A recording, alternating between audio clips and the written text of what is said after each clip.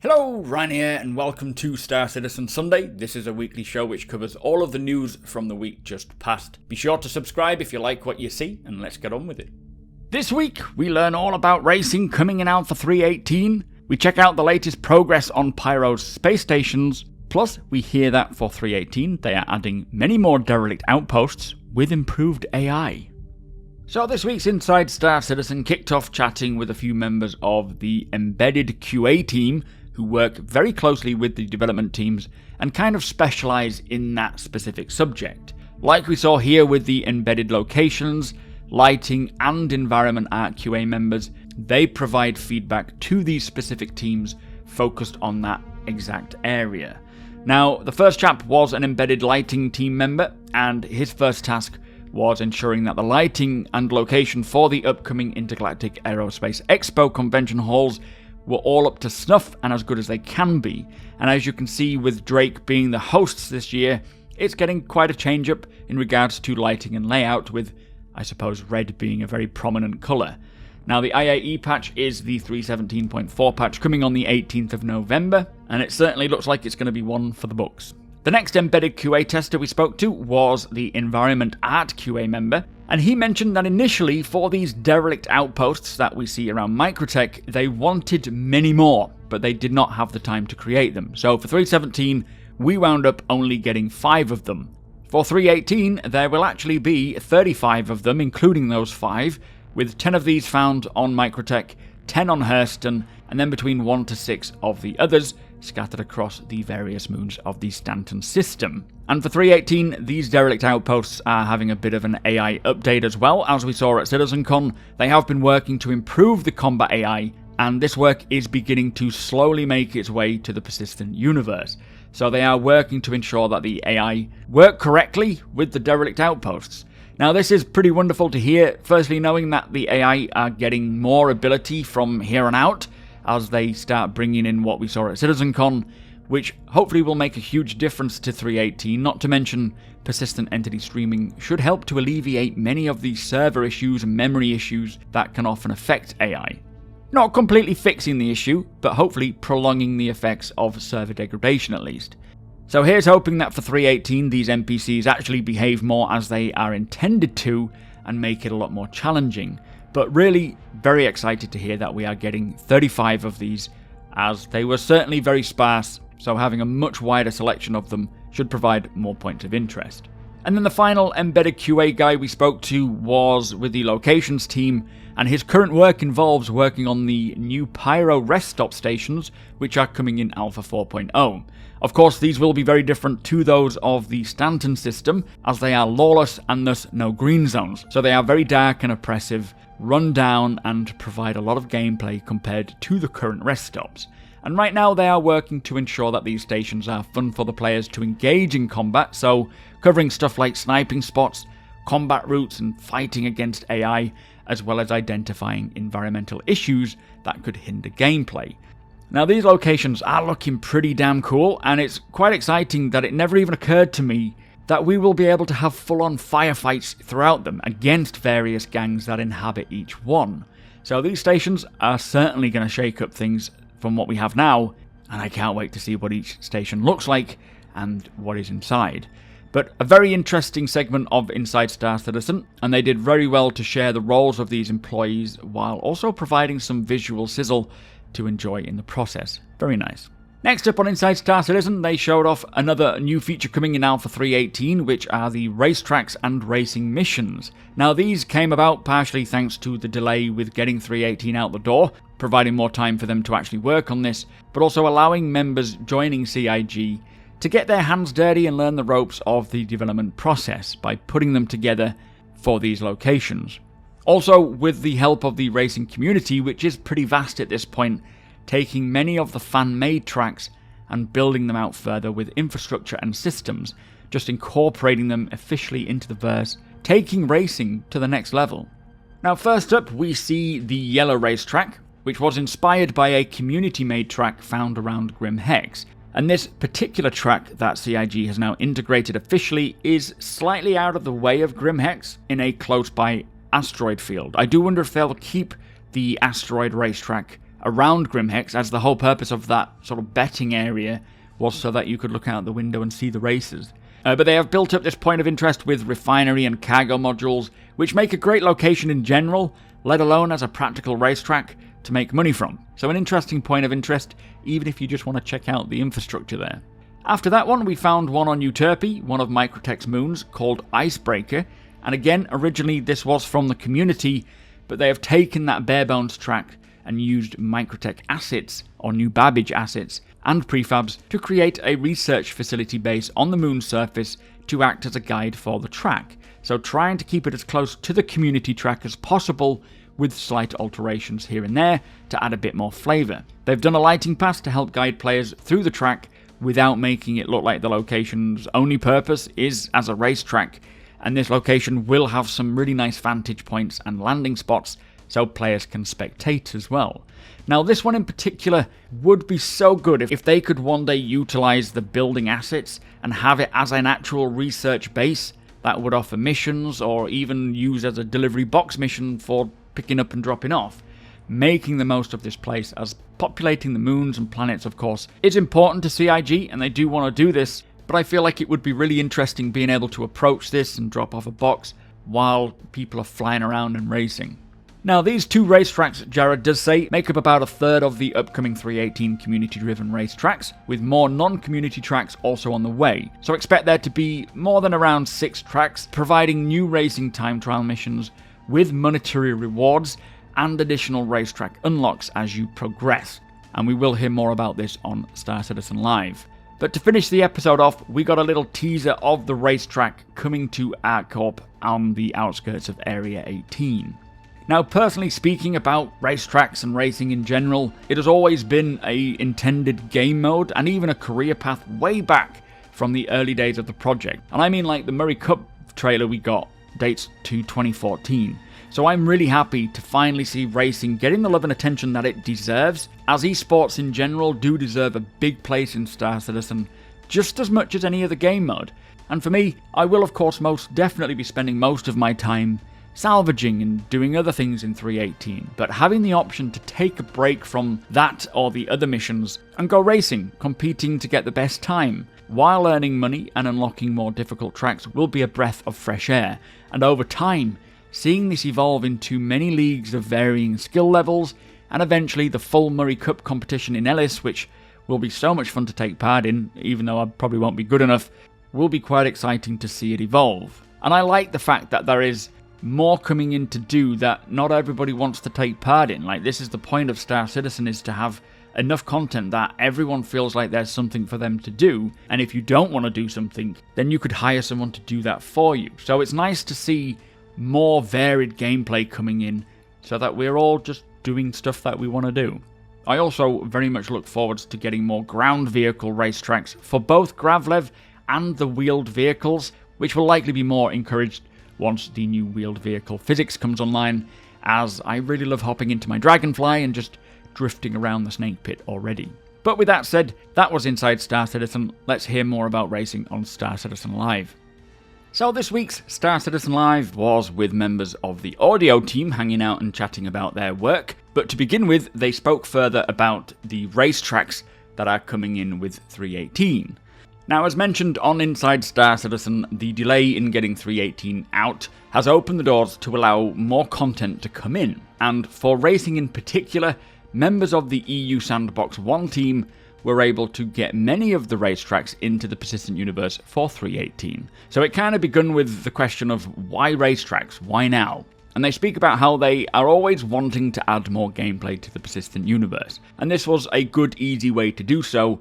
Plus, it was a great onboarding process for one of the new team's designers. And actually, racing on the roadmap has kind of been continuously pushed back over the years, especially around Grim Hex, getting the betting booths. And we did once have scramble race missions in the persistent universe, but they were taken out a little while ago. So it's nice to finally see some racing missions coming back. Now, the first race they took us through will be found on Daymar in 318 and is brand new, not from the community. It is close by to the Garden Outpost, so it's easy to get to, and it features a lot of canyons and mountains and overpasses. Now, in design, it is pretty close to the Snake Pit, and these time trial missions will be added to all of these racetracks, including the Snake Pit for 318, which now have checkpoints as well. And basically players will open their Mobiglass, choose a time trial mission, and then each track will have a minimum of 4 set times, like bronze, silver, gold, and platinum, maybe more. And depending on what time you get, this will determine what a UEC payout you get, and potentially unlock new tracks, with the initial tracks being easier and then progressively getting harder. Now there is also an entry fee for racing, which I do like the idea of, as it means you will have to earn something to get in, and this will encourage a bit of practice, because of course if you are not earning your UEC back, then it's not worth it to take part. Now these times that we all set will be ranked, so you can see the fastest lap and aim for that, and this will all be set by whoever does it the quickest. Now the Daymar track is about 10 kilometers in length, and there are others that are around 30 kilometers, and in the future there will be looped tracks as well as linear tracks. Now as you can see from the race through, on the HUD you are presented with the information you need, like the time of the lap, and as well as the checkpoints. These tracks will be raceable day or night, as they have created some lighting to light them up in the dark, which we will see later on. There are also a few Easter eggs dotted around some of the race tracks, some easier to find than others, plus they have placed podiums around the tracks too, so you can get some really cool first, second and third shots, although I'm not sure if he is saying the podiums are the Easter eggs, or if there are podiums as well as Easter eggs. But for me, even just heading here to spend some time at the racetrack, either racing or exploring for these Easter eggs, while others are racing, will be pretty interesting. Now they do want to offer some nice places for players to land and watch the race, but it is quite limited at the moment, so it might just be a case of finding a spot and sitting by. Now the next track we got to see was found around Lawville, and this was from the community originally, and has been worked on by the new level designer as part of their onboarding process. Now this track has about 18 to 20 checkpoints in length, and all of these tracks are more seen as medium, small tracks, with plans to build larger tracks as well in the future. But again, we can see a lap of this track, and I do love the flight between the rocks. I think that's a very nice, cool addition, and I will play more of the race in the background over time. But for the third track, this is around Orison, and is one of the floating shipping platforms. Now this is called Kaplan Circuit, and again it was originally a community track, and this one does look really interesting in how they have the Star Wars style trench runs, plus all of that industrial infrastructure should make for quite a nice visual track. They are also using these tracks to test the reputation system, so I'm assuming that in terms of how you will unlock more difficult tracks, this gives that progress and maybe utilising the reputation system in a different way. Now for the second half of Star Citizen Live, they spoke to 2 members of the audio team, and while we run through what the audio team are doing, I will play the rest of the racetrack footage in the background. Currently, the audio team are working on audio for the flight experience, which takes all of the ships and sees what works best, just ensuring that all the sound is consistent and great. For racing in particular, when it comes to sound, he does feel that it could be good to help create more of a cinematic soundscape to the experience, giving more of a sense of speed and danger, which I have to agree, visually, audibly, it will be great when we have more after effects as such to give that impression. But having a solution that will make it feel more like you're racing, like a new vibration system, giving the effect of stress on the ship being pushed to the extremes. Or, of course, he does say, depending on the ship manufacturer, maybe hearing no stress at all. So you could be flying a Drake racer versus an Origin racer, one rattling more than the other. But he also does say that racing sounds need to be considered for those watching the race, like flybys and such, which I do think, in terms of the racing soundscape and experience, audio will play a huge part in that. And if they do have a racing master mode for ships, or even just for the racing ships, then audio can certainly play a big part in that. Now, next up, Jared did ask for an update on the Claudius system, which is the new sound software system that they're developing to handle all of the audio in the game. And we did hear about this software quite a while back, about 2 years back at a CitizenCon, and it is still being developed, but it is also a hugely ambitious project, as with anything Star Citizen, and Claudius is going to bring all of the current 20,000 plus audio triggers in-game all together and working together naturally.